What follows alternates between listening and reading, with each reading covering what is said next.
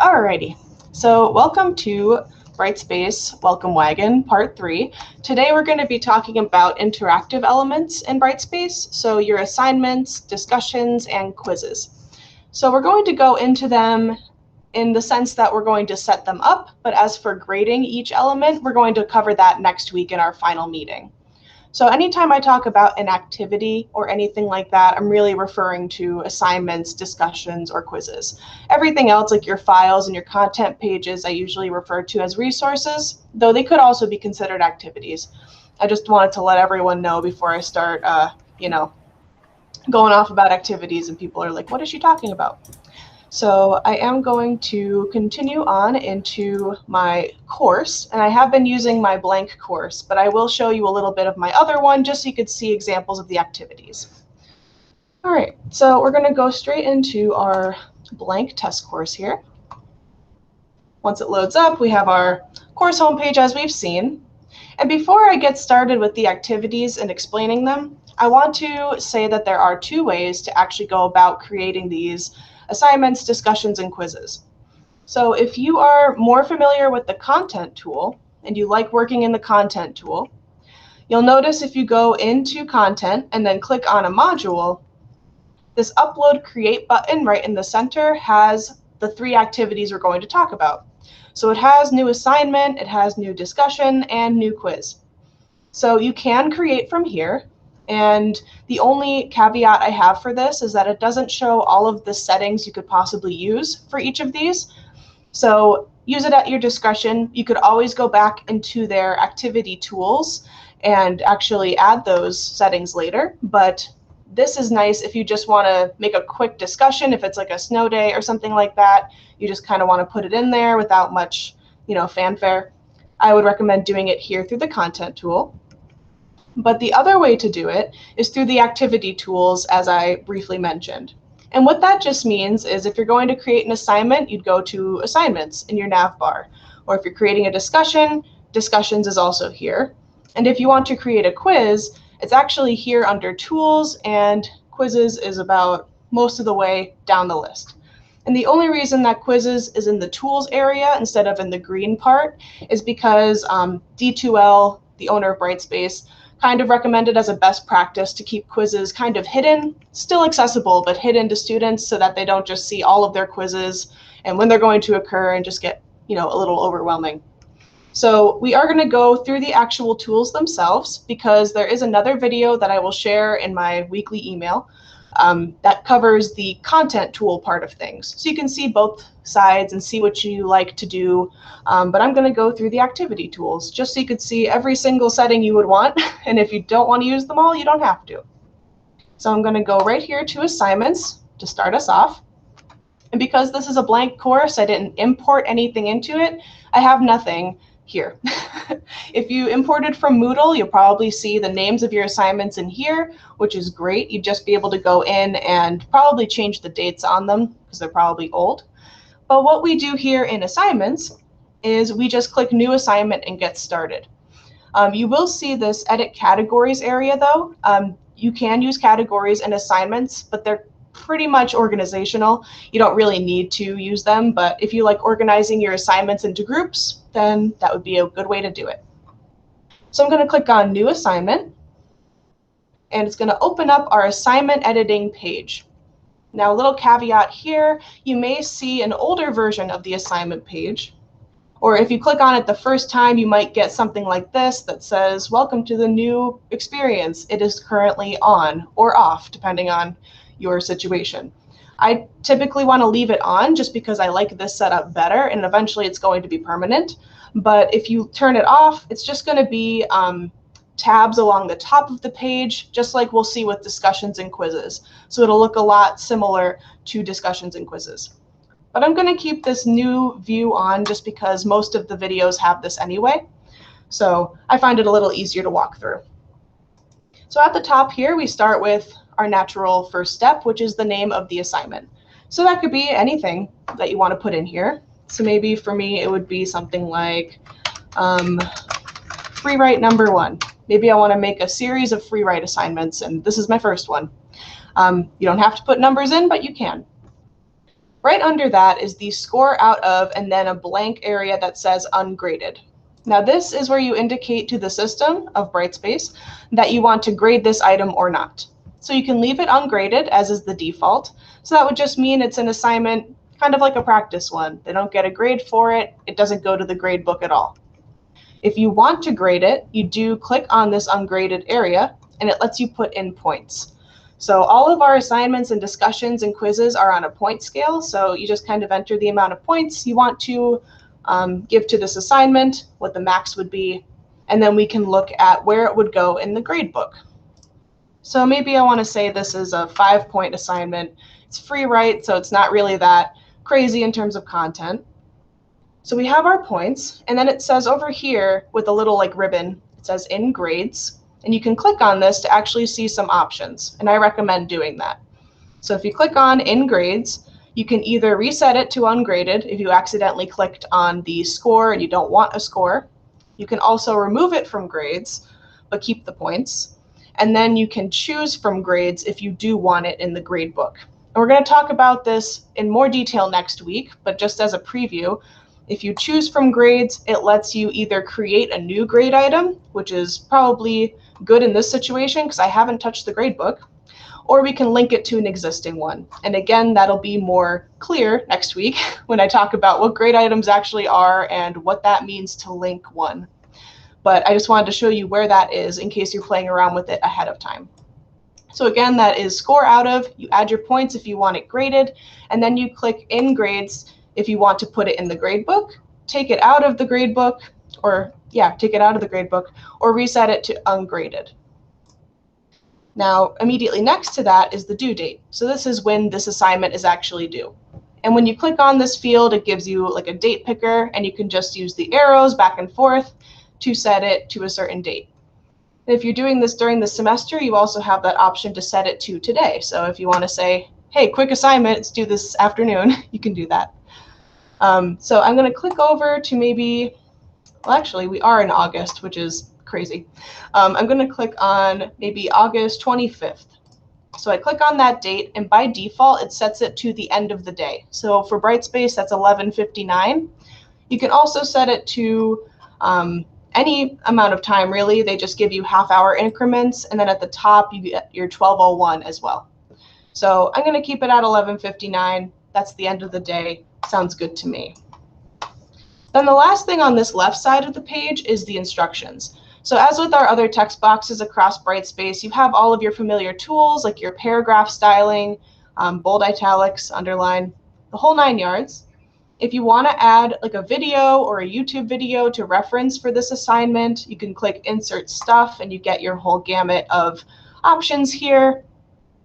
So we have like our insert link and our YouTube and video note, all that stuff that we've talked about in the last couple weeks.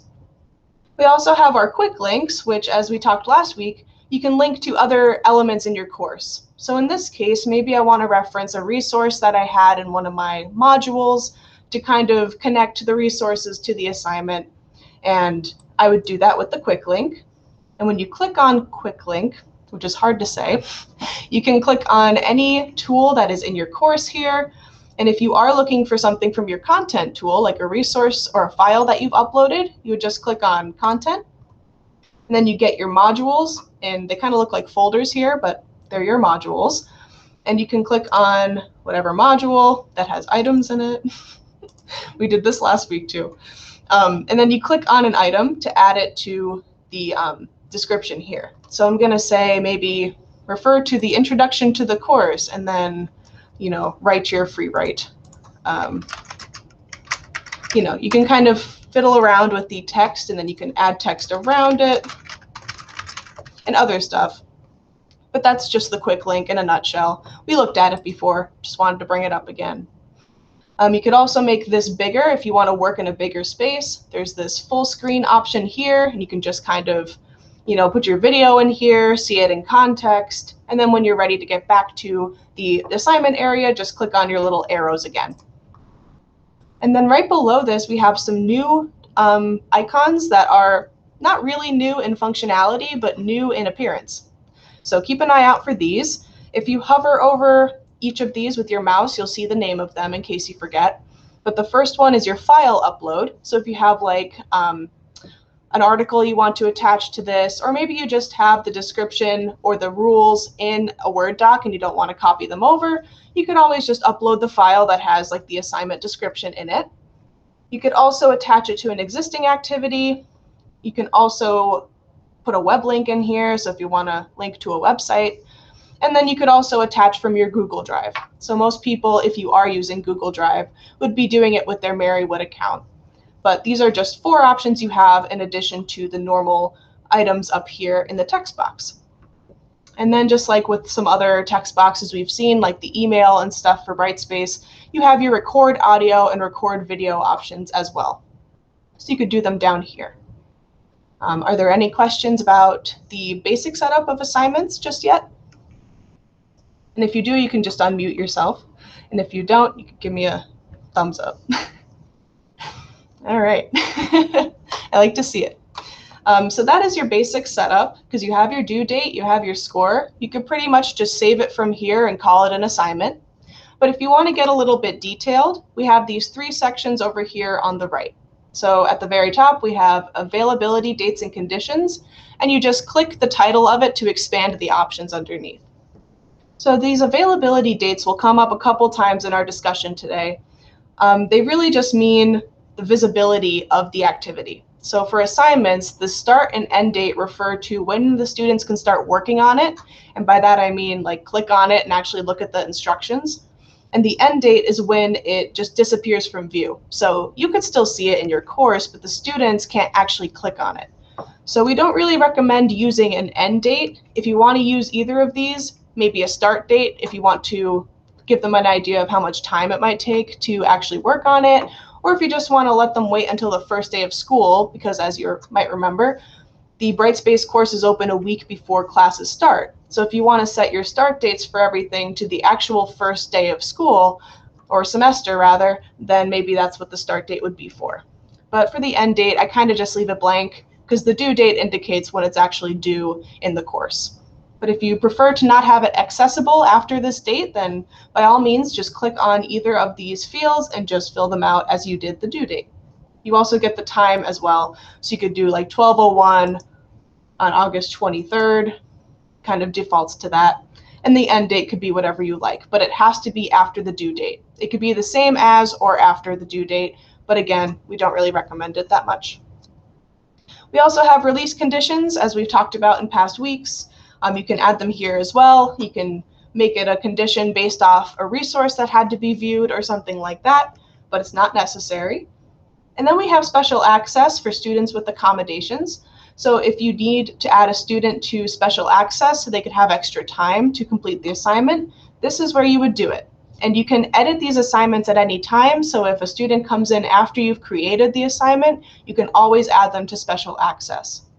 And what you would do here is just click Manage Special Access, and it brings up this option that says allow users with special access to submit outside the normal availability dates, which makes sense.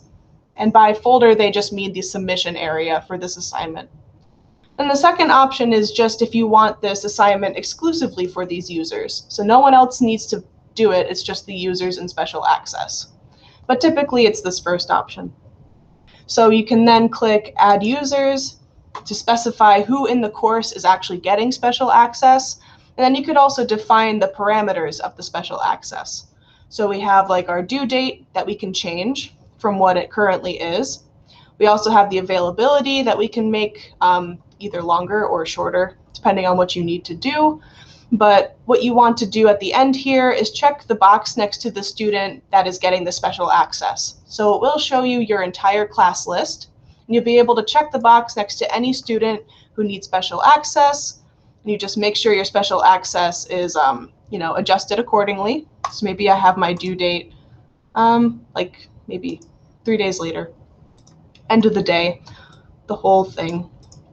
And then once you've added your student, just by checking the box, you click Save, and it actually lets you know which student you added, or students, and what their new due date is.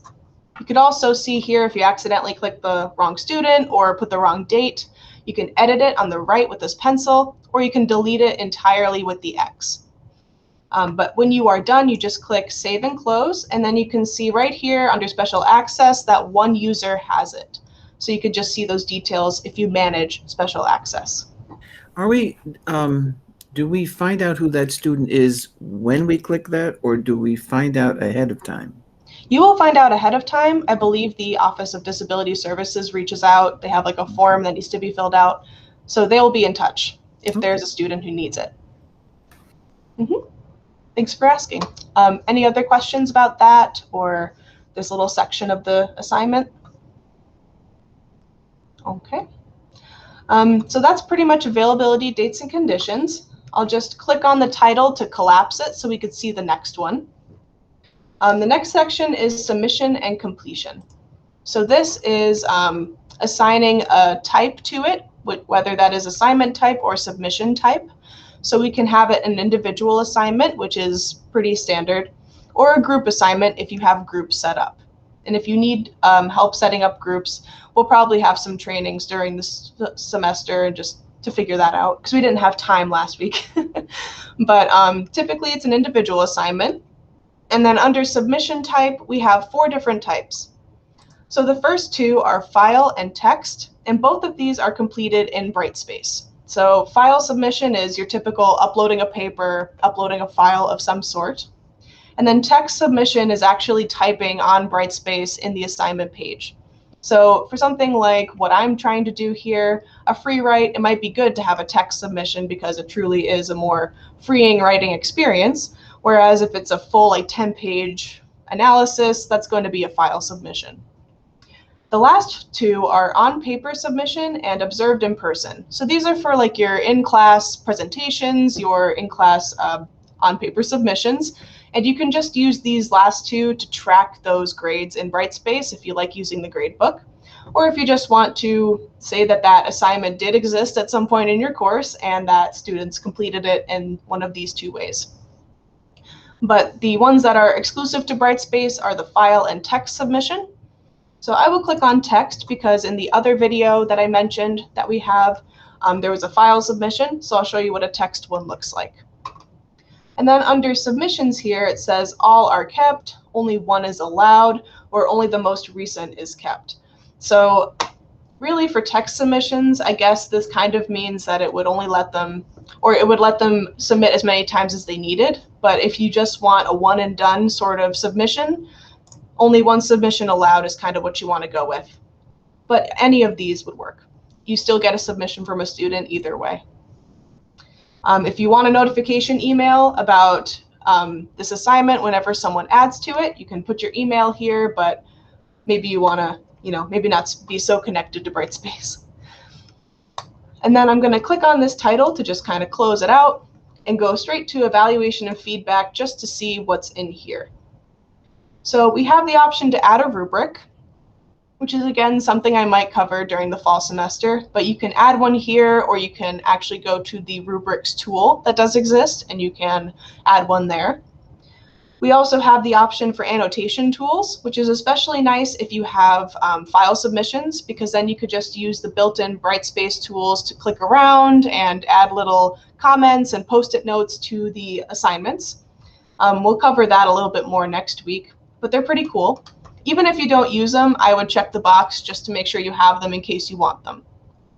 And then finally, we have anonymous marking if you want to mark these anonymously, and we have a Turnitin integration, and if you want to use that, you can click Manage Turnitin and check off the settings you like. So before I click out of this, any questions? All right. Now, before I leave, you may have noticed, and if you didn't, that's okay. At the bottom, we have a visibility toggle, and right now it is not visible. So that is okay for now anyway, because it's the 2nd of August, but I kind of like to keep mine open, at least for now, just so I know that they are accessible, because regardless of your due date, if you don't have it visible, students will not see it. So we can change that at a later date. Anytime we want, really, we can toggle the visibility, but I'm just going to make it visible just by clicking the little circle and clicking Save and Close. So it's going to do a little saving here. And then we can see on our assignments page that we have an assignment. And it has 2 symbols next to it. The first one is special access. So that little key means that someone in the class has special access to this assignment. So that's good to know at a glance. And then the little ribbon means that it's in the gradebook. So now we have something in the gradebook as well. And if you're looking at your assignments and you don't see a ribbon, that just means it's not in the gradebook. Not that students can't interact with it, but it's just not in the gradebook. So I am going to go to my student view to show you what the text submission looks like. So if I click on my name and then click View as Student, I'll give you a nice little idea of what that looks like. So I'll head over to my, availability dates, remember that? This is what it looks like to a student when they can't access it. Oh, well, you live and you learn. All right, so I'm gonna come back in here. I'm not gonna edit it actually, it'll take too long. I wanna move on to discussions because quizzes takes a bit and I wanna make sure we get through everything. But if you wanna see the student view of an assignment, that other video that I'll send out this week has a nice little overview of the upload area. So just suffice it to say that the text submission just has a text box and they can type in it. So there's that. So next up we have discussions, which is up here in the green bar, just like the assignments. And you just click on discussions, and because I have nothing here, it's just very blank. But I will say here that we have some different terminology for discussions. So if you're familiar with Moodle, or even just in general with the term forum, that typically meant, at least in Moodle, that that is where students went to respond to a prompt. Now in Brightspace, discussion forums are categories. So just like assignments have categories, discussions also do, but they're called forums. And then the actual prompt that students respond to is a discussion topic. So before we could even start making topics for students to respond to, we do have to create at least one forum. So that could just be discussions. You could just name it discussions. If you don't plan on doing a whole bunch of varied discussions, you can just make a generic forum and put all of your topics in there. Or if you do something like weekly discussions and then journal discussions, those might be two different forums because they're two types of discussions.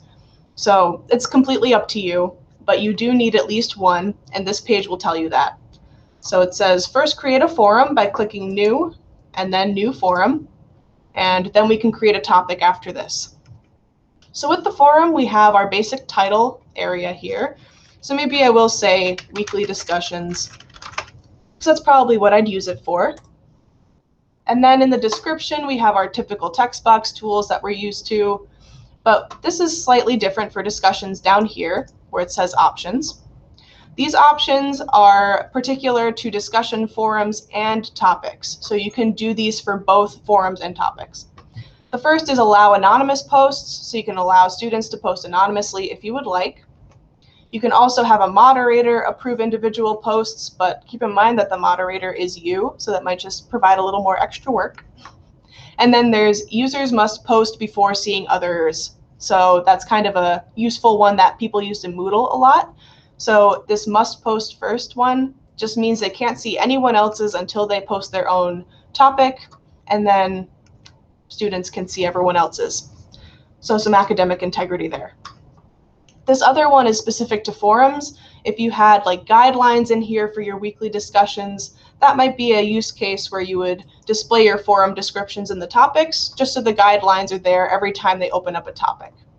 But otherwise, I don't really use it. It's just good if you want them to see something every time they click on a topic. So then we also have restrictions over here in this tab at the top. And these restrictions are also in the topic creation area. So I'm just going to go over them now, but know that they're the same for topics. You can hide them from users like immediately. You can do your availability dates like we discussed with the assignments. Same concept, it's just they can access it after the start date, but they can't access it after the end date. So same kind of thing here.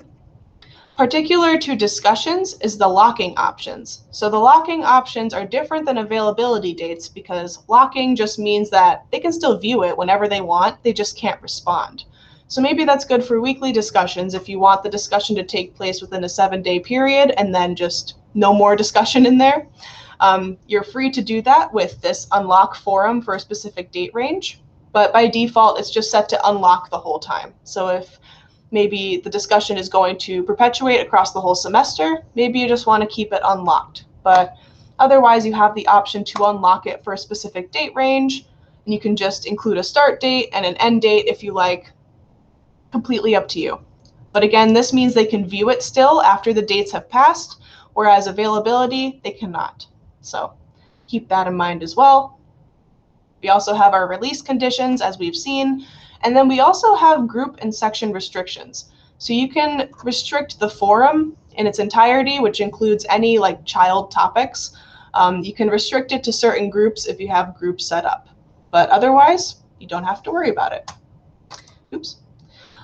So are there any questions about making a topic, or forum rather? Yes. Hi. By the way, can you hear me okay? You're a little bit quiet, but I'm going to turn you up. Okay. Okay. Okay. And by the way, just really quick, sorry last week, Riley, I was having trouble with my equipment, so I kept coming in. Oh, that's okay. So I'm sorry about that. No worries. I had trouble today, but I think it's so far so good. Anyway, Mm-hmm. a few weeks ago, or a couple of months ago maybe, I was asking about setting the word count on Mm-hmm. a forum, and I got information, it may have been through you, on how to do that, and I set the word count, but what I'm finding is once the semester started, is it only counts my words in my sort of prompt posts. It doesn't count the students' words. See, I want the words to be counted for everybody who goes in the forum, so I can see if they made the word minimum for the Right, yeah. forum posts. Is there any way to do that? Yeah, they should come up automatically. We can look into it if it's not coming up for some reason, but it should come up for the students when they're typing and for you as you're reviewing their posts. Yeah, I'm not So. seeing that. So maybe just something isn't clicked or something that yeah. So if you could check that out, I appreciate that. Yeah, sure. I could even look at my other course just to see if it comes up, and then we can compare that way. Fantastic. Thank you. Yeah, no problem. Any other questions before we make a topic that students can actually respond to? Okay. So you'll notice when you start your first forum, you make your first one, you can either save and close it or save and add a topic. So I'm actually going to click this one just because I want to add one straight from here. So I'll click Save and Add Topic, and it will save my forum and open up a new topic area. So if you noticed in our discussions tool, there was the blue New button, and you could do forum or topic. If you did topic, it would bring you to the same page. The only difference is that under forum here, it automatically chose the new forum I made, whereas if you click new topic, you would get the option of whatever forum you selected. But since we only have one, it only gave us one option. You could also create a new one from here if you like. It would just be the same setup that we just did. Now under topic type, you could do open or group, which is nice if you want your groups to do some discussion online. Though I will say you can only change this to group topic if you don't have any posts in it yet. So once a student starts posting to this topic, like after you've saved it, you cannot switch it to a group topic anymore. You can change it anytime up until the posting starts though. So the only difference with the groups really is that everyone can access the topic, but only the students in their own groups could see their group's discussions. So things are restricted from them, like they can't see group B's if they're in group A. But if it's an open topic, everyone can see everything and comment on everything. So in my weekly discussion, that is going to be my idea, just to go with the open topic. And my title will be Week 1. Something simple. Again, our description, we have all of our text box tools, so you can make a video to describe the week's prompt, or you can even just put your text in here. But then we still have those same options that we had from the forum, except we don't have the forum description and the topics because it's not a forum. But you can have the must post first area, just like we talked about, and also the anonymous posts if you like. Something different with discussion topics here is ratings and rating posts. So in Moodle, when you used ratings, it was typically for instructor assessment, so assessing the students. But with ratings in Brightspace, they are like user ratings. So you can use them, students can use them to kind of interact with each other. So there's 3 types. There's 5-star rating scheme, so 1 to 5, upvote and downvote, and then upvote only. So maybe you have a question topic, like you want students to post their questions. Maybe an upvote only rating scheme would be good for that, so people can upvote the questions they also have, so you don't have like a million questions that are exactly the same. But otherwise, I typically keep it at no ratings, but if you have a use for them, you're more than welcome to use them. Before you continue on and save and close, there are some other options that you need to consider. At the top here, we have the restrictions, which is the same that we saw in forums. So I'm not going to go too much into it, but it's exactly the same. You can hide it, availability, locking, group section restrictions, all that fun stuff. But the thing that's different about topics here in Brightspace is the assessment tab, because in Moodle, you couldn't directly assess discussion forums, but in Brightspace, you can. So just like assignments, you can set it up with a grade item so it goes to the grade book. And you can give it a score out of however many points you want. So I actually, weirdly enough, have a grade item for weekly discussion 1. I don't know when I did that, but it's here. Again, we'll talk about grade items next week, but that is just astonishing. Score out of could be whatever you want it to be. So maybe, again, this will be a 5-point ordeal. And then our rubrics, we can also add rubrics to discussions, which is pretty great. And then we can also allow assessment of individual posts. So if you want to, have students post their own thread, which is what the students would do in response to a topic prompt. I hope I'm saying that right. If you want students to create like an original thread and then post 2 responses to others, maybe you want to assess each of those posts individually.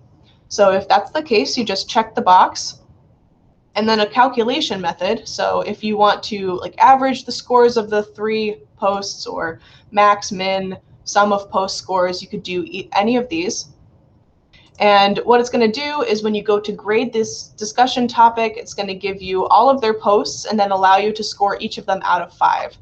And then you could just sort of do a sum of all of those or an average of all of those, whatever you end up wanting to do.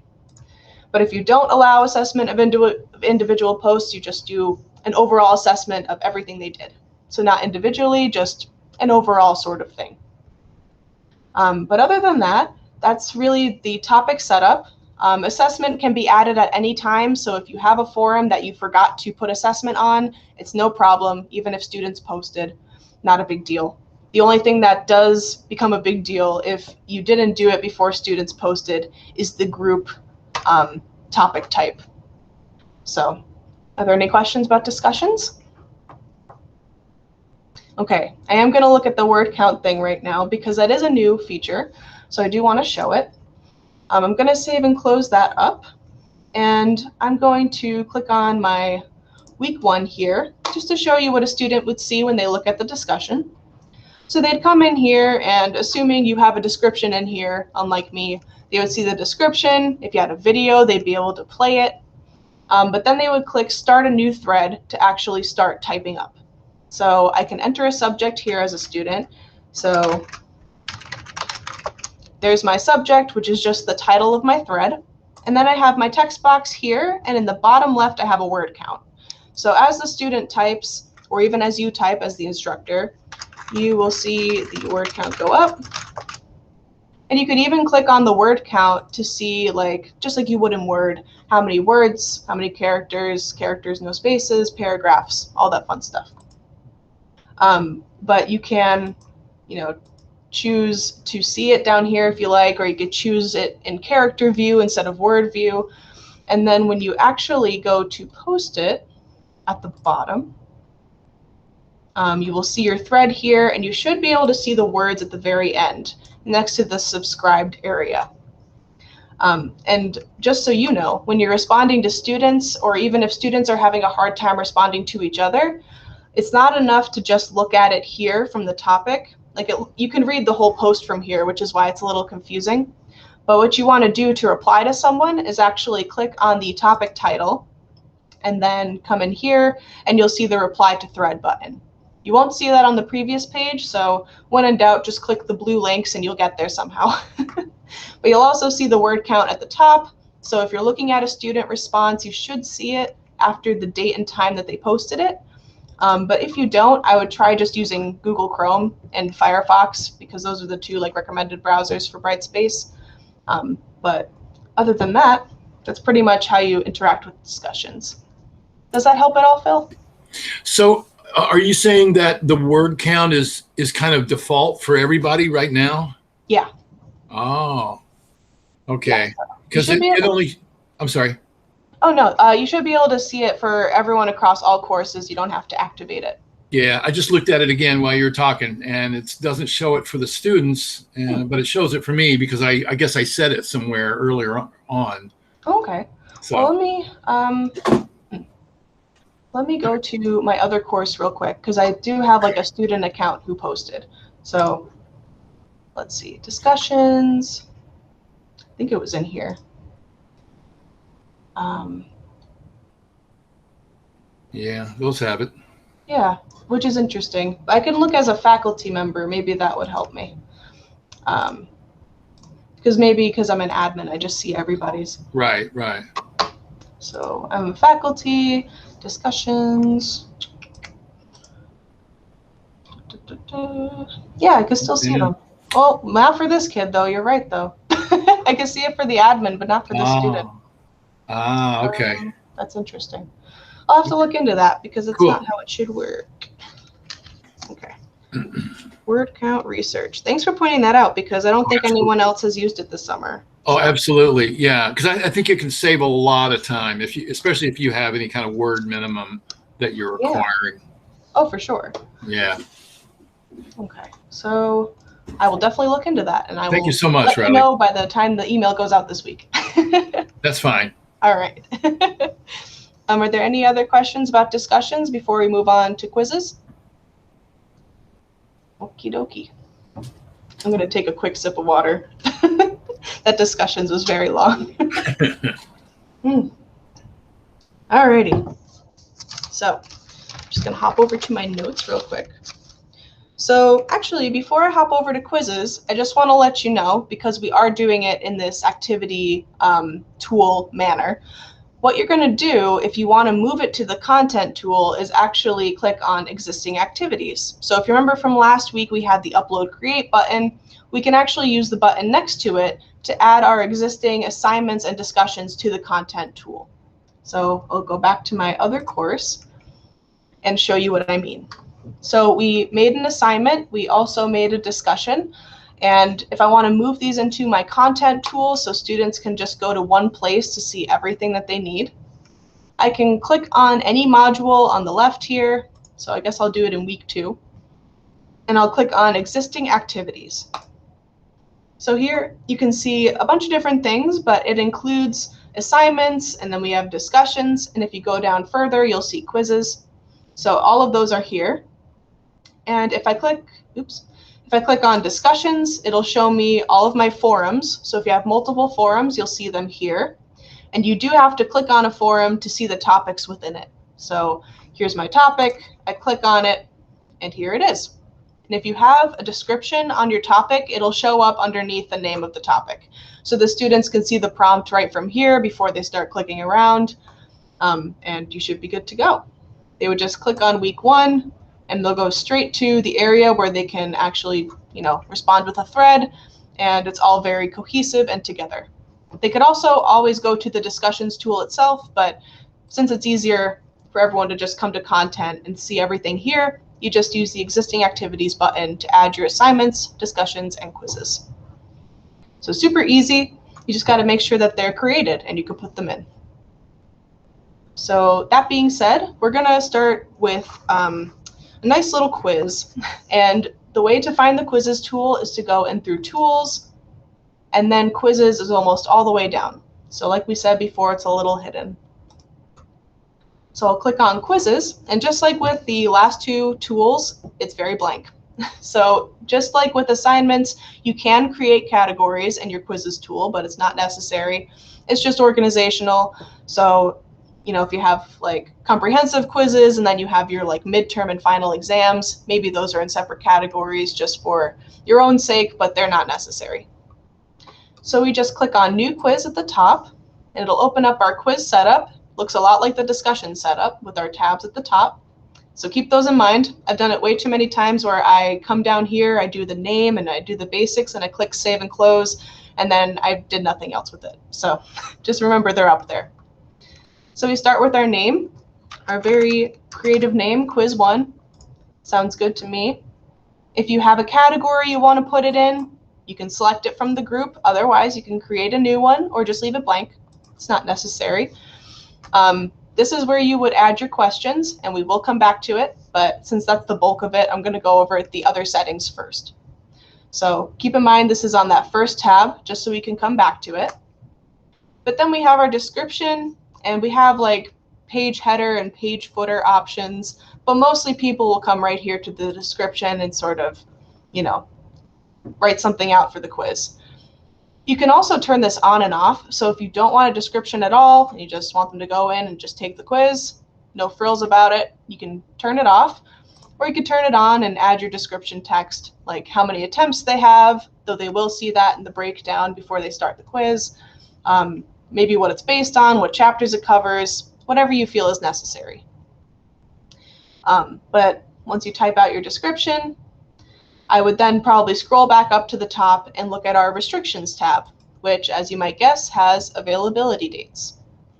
So as it's loading, yes. So just like the assignments, the quizzes default to hidden from your users. So if you want to keep it hidden, keep that checked, but it does default to be hidden from your students. So just remember that that's the case. We have a due date, just as we did with assignments. So you can set that to whatever you like. You just kind of click on the checkbox to enable the due date, and then click on the dates to get your calendar. Same with the availability dates. If you want to use them at all, you just check the box next to them to enable them, and then set them accordingly. Release conditions. But here on the restrictions tab is our timing and our special access. So this is maybe something you'd want to come back to. The timing, we have both recommended and enforced time limits. So the recommended one might be good for like a practice exam if you want them to try out doing this exam in 120 minutes instead of enforcing it where it will stop them after a certain point from going forward. So if you don't really care about the time limit, recommended is good. You could just put whatever you like here, and it won't stop them from completing the exam if they go over the time limit. You could also show the clock so that they know how much time is left. If you do the enforced time limit, you give it a time limit and then a grace period before it's marked as exceeded. So it does a little bit differently than the recommended in that it gives you an option to assign a behavior, like what happens after the grace period happens. So you can continue working, like have the student keep going, but it will say that it exceeded time limit when you go to grade it. You can also prevent the student from making further changes after the grace period is finished. And then you can allow the student to continue working, but automatically score it as a 0. So it gets increasingly more strict as you go down the line here. But that's just something to keep in mind, depending on what you like to do with your quizzes. So recommended is a little more gentler, and then enforced time limit is very regimented, as you might imagine.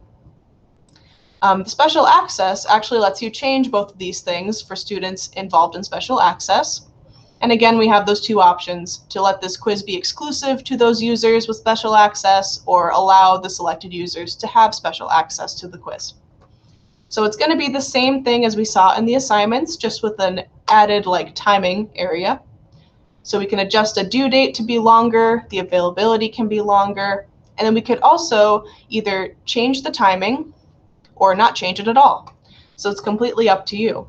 I think typically it's like time and a half for accommodations. So maybe what you'd want to do is change the timing to recommended instead of enforced. Maybe that's what you like. And then you can change the time of minutes that are available. And then with enforced, you can change the new time limit and how much extra time they would get, give them an alternative grace period. It's a whole thing. So depending on what you want to do here, you can get as detailed as you like. But if there are no changes to the timing, then it's just what it was in the original setup. You can also override the number of attempts allowed. So if everyone else gets 1 attempt, maybe these students get 2. So you can change that as well. And if things are grayed out, it's most likely because the checkbox isn't checked. So when in doubt, just check the box and you will get your options. So just keep that in mind across Brightspace.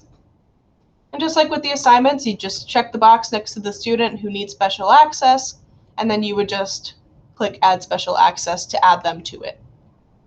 And if you're just looking at this to see what it looks like, you can click Cancel to get back to the editing area without assigning any special access. So are there any questions about the Restrictions tab for quizzes? It's pretty straightforward. The thing that isn't straightforward is the Assessment tab. And I say that because we get a lot of questions about it, so I do want to be very clear about what these things mean, which is, sometimes hard to do. On the Assessment tab, we have two settings that are very important for certain situations. So if you have something like a multiple choice quiz where, there's a wrong answer or wrong answers and a one right answer, and it's pretty straightforward what is right and what's wrong, you can allow the attempt to be set as graded immediately upon the completion. So if the student goes through the multiple choice quiz, they answer all the questions, they complete it, they can get a grade as soon as they're done, because there's no gray area with the multiple choice or even with some short answers. So if you're going to auto grade your quizzes, that's here under the Assessment tab. Now, if you're going to assign a grade item to this quiz, so you're going to add it to the grade book, you would select it under the grade item area here. And then once you did that, you'd be able to allow automatic export to grades. So that means once this grade is graded immediately, it would go straight to the gradebook. Now this works perfectly if you have it set up before students start completing the quiz, but if they already completed the quiz and then you're coming in to do this, it's not going to automatically export because they're already graded, just not released. So that's something we'll talk about next week, but just wanted to let you know that these two checkboxes are here in the Assessment tab, a little bit hidden, but they're good if you want to auto grade things and then put them directly in the gradebook. If you don't care about either of those things, then you don't have to worry about either setting. If we keep scrolling down, we have the attempts. So that's like 1 to 10 or unlimited. So depending on what you like here, you could just select your number of attempts and click Apply, and that's how many attempts the student will get. We also have the option to retake incorrect questions only. So if they're going through the quiz and they got 2 questions wrong, maybe on the next attempt, that is the only amount of questions they would see, just the 2 they got wrong. Not required, but it is there. We also have, the overall grade calculation. So if you're doing multiple attempts, which one is counted, how is it summed up, that kind of thing. And then if you do have multiple attempts, you can do some advanced settings to them, but that is available only if you have multiple attempts. If you go back to 1 and apply it, all of those things go away for the most part. Are there any questions about the assessment area? All right. So we are going to go over questions very quickly. Submission views, we will get a document out there for it. It's pretty much just what the student sees after they complete the quiz. So do they see their questions with all their answers, or do they see nothing? So that'll be something we talk about probably during the semester, but I want to show you how to set up your actual quiz questions. So back to properties, back to the properties tab, that's where we will see the add/edit questions. So if you want to populate your quiz with questions, you want to click on that button and you get the option to either add them manually or import them from either the question library, which is good if you import it from Moodle because all of those questions should have come over if you had any. You could also upload a file if you have like a publisher sort of integration. But I'm going to add a new question just by clicking add and then new question. And you get everything from like true or false, multiple choice, multi-select, so if it's like a checkbox sort of situation, written response, which is like your paragraphs or essays, short answer, multi-short answer. I believe in the other video I keep mentioning, Kat discusses multi-short answer and a couple other ones. But I'm going to go over multiple choice because I think it's pretty common and it's also pretty quick and easy to set up. So if I click on a question type, it opens up here on a new page. We can also change that type at any time if we chose the wrong one, just by clicking on the drop-down. Then our question text can be whatever the question is. So maybe, what color is the grass? And we also have some basic formatting options up here. We don't have our whole gamut that we see with normal text boxes, but we do have images that we can add. We can also insert stuff, so that would mean a video note if you like doing that. And also I think YouTube videos, so if you want to add a clip or something that they should respond to. We also have like equations and symbols and things like that if you want to go that route. And then you can make this a full screen if you have a really long question that you're typing up. But mine is fairly simple. So what color is the grass? And then you fill out the answers that they will see. So I'm going to make it obnoxious. I was going to say yellow, but that grass could be yellow, so that would be confusing. Purple grass, white grass, green grass, and then gray grass. So then for multiple choice specifically, whatever one is correct, you just check the box next to. So if they answer anything other than green, it's wrong. With multiple choice, you could also randomize the answer order. So if you want green to be the first one all the time, do not check this. But if you don't care where it is in the setup, then you can randomize it, academic integrity and all that. The only time where this is a bad thing is if you have like responses like A and sometimes B, or B and always C, then it gets kind of confusing for everybody. But you could also assign your points down here. And then before I get off this little page, there is an options area at the top. And if you do this, you can add like feedback depending on what answer they click. So if they clicked white, you could say, I love your creative mind, but not for this question, or something like that. You could also add a hint if you think that is necessary and you would like to do that. We have a short description, I think probably for each answer. And then you could custom weight the different answers as well. So if they answered gray, you could say, oh yeah, in black and white films, that's definitely true. Things like that. You could also see over here on the right, we have a basic preview of the question. So this is what the student will see when they go to answer it. It's just the question and then the different answers vertically underneath. So if I'm done with this question, I can click save and that'll be it. But if you're going on like a multiple choice question spree, you can click the arrow next to save and say save and new, and it'll make a new multiple choice question. You could just keep going. But for this, I'm going to click on save, and it'll actually give me like a overview of the questions I have for my quiz. And again, here we can add a new one from scratch or import as well. And then we could just preview the quiz in general by clicking the preview button up here. And this is what a student would see when they go to access your quiz.